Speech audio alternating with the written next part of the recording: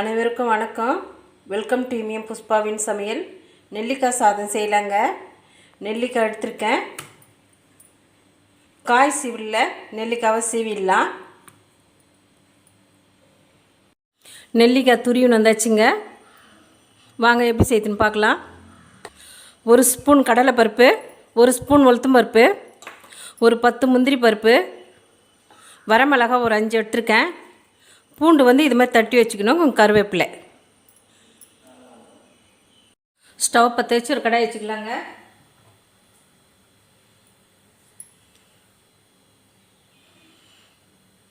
நெல்லிக்காய் சாதத்துக்கு நல்லெண்ணெய் ஊற்றிக்கிறேங்க.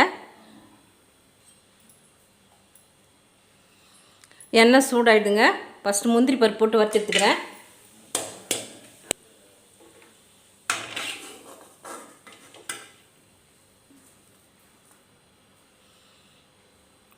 அரை ஸ்பூன் கடுகல்ப்பு, கடலை பருப்பு சேர்த்துக்கிறேங்க. உளுத்தம் பருப்பு சேர்த்துக்கிறேன்.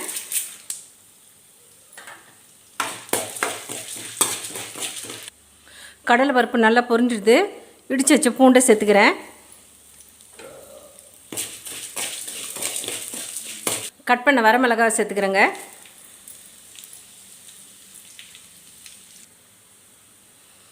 கருவேப்பிலை சேர்த்துக்கிறேன். மஞ்சப்பொடி ஒரு 1/4 ஸ்பூன் சேர்த்துக்கிறேன்.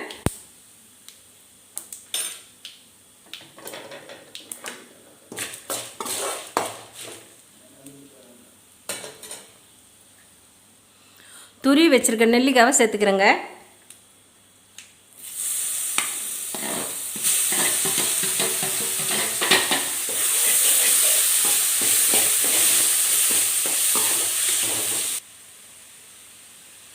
நெல்லிக்காய் சாதத்துக்கு தேவையான அளவு சால்ட்டு சேர்த்துக்கிறேன்.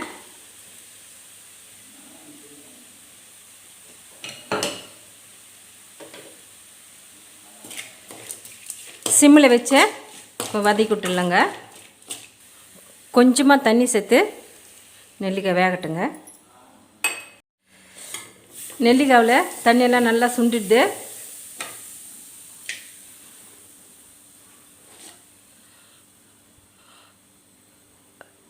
வடித்து வச்ச சாதத்தை நெல்லிக்காயில் சேர்த்துக்கலாங்க.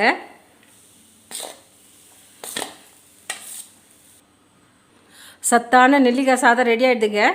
இப்போ சாதத்தில் முந்திரி பருப்பு போட்டுக்கிறேன். ரொம்ப டேஸ்ட்டாக சூப்பராக இருக்கும். குழந்தைங்களுக்கு கூட கொடுக்கலாம்.